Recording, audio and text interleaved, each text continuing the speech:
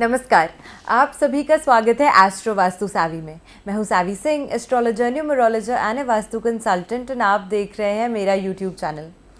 आज हम इस एपिसोड में ये बात करने वाले हैं कि मंगला गौरी व्रत, उसकी क्या महत्वता होती है, क्यों इस व्रत को निभाया जाता है, विधि अनुसार इस व्रत पे पूजा की जाती है, क्या चीज़ें आपको इस व्रत में विधि से अपने घर लानी चाहिए, किन चीज़ों, किन सामग्री को यूज़ करके आपको पूजा करनी चाहिए।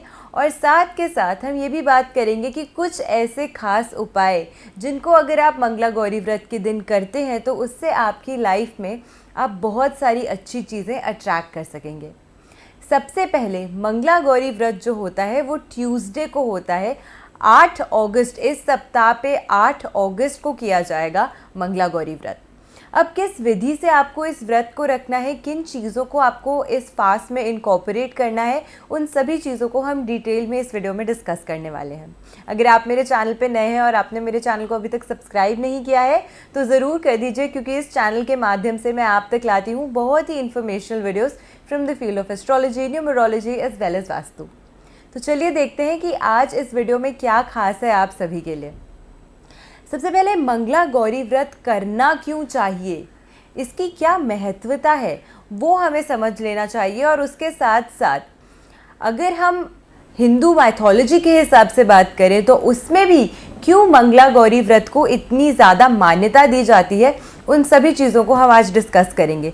मंगला गौरी व्रत से सबसे पहले अगर आप शादीशुदा हैं और आप इस व्रत को करती हैं तो आपकी पति की आयु की वृद्धि होती है। अगर आप मंगला गौरी व्रत करती हैं तो बहुत सी महिलाएं अपनी पतियों की अच्छी लंबी स्वास्थ्य के लिए इस व्रत को करते हैं। साथ के साथ अविवाहित जो महिलाएं होती हैं वो चाहती हैं कि वो अपने लाइफ में एक अच्छा रिलेशनशिप अट्रैक्ट करें, एक अच्छे स्पाउस को ढूंढ सकें, तो उसके लिए भी इस व्रत को करना बहुत ही ज़्यादा उत्तम होता है, बहुत ही ज़्यादा अच्छा होता है।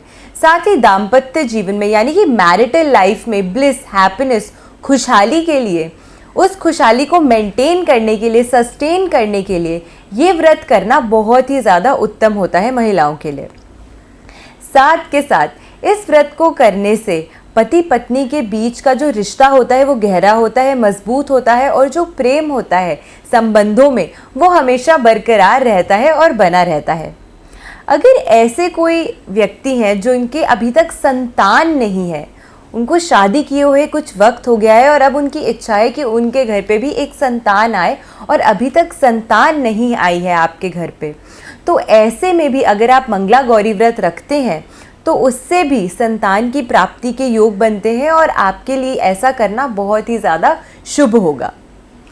मंगल दोष से मुक्ति के लिए भी ये जो व्रत होता है वो बहुत ही अच्छा होता है। और सिर्फ महिलाएं ही नहीं, मेल पुरुष भी इस व्रत को रख सकते हैं अगर वो चाहते हैं कि वो अपनी लाइफ में एक हेल्दी पार्टनर को अट्रैक्ट करें, या फिर वो चाहते हैं कि मंगल दोष से अगर वो पीड़ित हैं तो उस समस्या से बाहर निकलने के लिए भी मंगला गौरी व्रत करना उनके लिए बहुत ही ज़्यादा लाभदायक साबित होगा।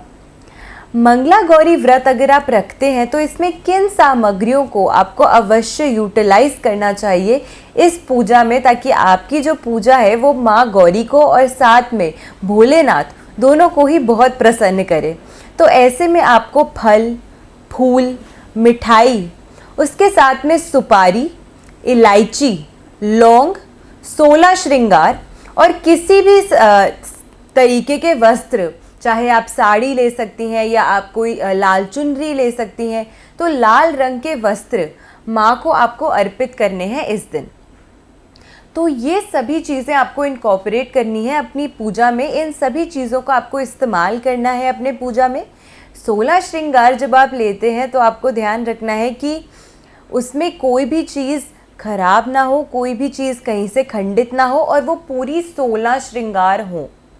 साथ के साथ जो सुपारियाँ आपको रखनी है, जो इलायची आपको लेनी है, वो भी 16 की ही संख्या में रखनी है। 16 सोमवार के व्रत हम करते हैं भोलेनाथ को प्रसन्न करने के लिए, इसलिए 16 अंक का बहुत महत्व होता है। तो आपको 16 की ही गिनती में हर चीज़ को रखना है, आपको इस चीज़ का खास ध्यान रखना है। अब हम जानते हैं कि पूजा की विधि क्या है, किस प्रकार से आपको पूजा करनी चाहिए मंगला गौरी व्रत के दिन। सबसे पहले सावन के मंगलवार 8 अगस्त को मंगला गौरी व्रत पड़ रहा है, जैसे मैंने आपको बताया। सुबह सुबह उठ के आपको एकदम स्वच्छ होके स्नान करके, जब स्नान आप करते हैं तो उस स्नान के पानी में, उस स्नान के जल में आप थोड़ा सा गंगा जल और साथ में थोड़ा सा गुलाब जल, इसको मिक्स करके आपको स्नान करना है मंगला गौरी व्रत के दिन सबसे पहले। उसके बाद जब आप पूरी तरीके से स्वच्छ हो जाते हैं, रेडी हो जाते हैं, साफ़ सुथरे हो जाते हैं, तब आपको मंदिर जाना है और मंदिर में आपको शिवलिंग पर जल अर्पित करना है। तो शिवलिंग का जल अभिषेक आपको करना है मंदिर जाकर। अगर मंदिर आपके घर से दूर है, आप नहीं जा सकते किसी भी वजह से मंदिर, तो अगर आपके घर पे भी शिवलिंग है या फिर अगर आपके घर पे शिवजी और माँ पार्वती की कोई फ़ोटो है तो उस पे भी आप गंगा जल का तिलक लगा सकते हैं, उस पे भी आप साफ जल से तिलक कर सकते हैं। तो ये भी आपके लिए करना उतना ही अच्छा होगा, लेकिन उस कंडीशन में अगर आप ऐसी स्थिति में हैं जिसमें आप मंदिर नहीं जा सकते तो। उसके बाद पति और पत्नी दोनों को साथ मिलकर विधि विधान से माता पार्वती की और भगवान भोलेनाथ की पूजा करनी है, अगर आप एक मैरिड कपल हैं। और अगर आप अभी भी एक स्पाउस को ढूंढ रहे हैं तो जब आप शिवलिंग पे जल अर्पित करते हैं तो आपको अपनी मनोकामना हमेशा अपने मन में रखनी है कि किस वजह से आप इस फास्ट को कर रहे हैं, किस वजह से आप इस व्रत को कर रहे हैं और किस इच्छा की पूर्ति आप इस व्रत के पश्चात चाहते हैं।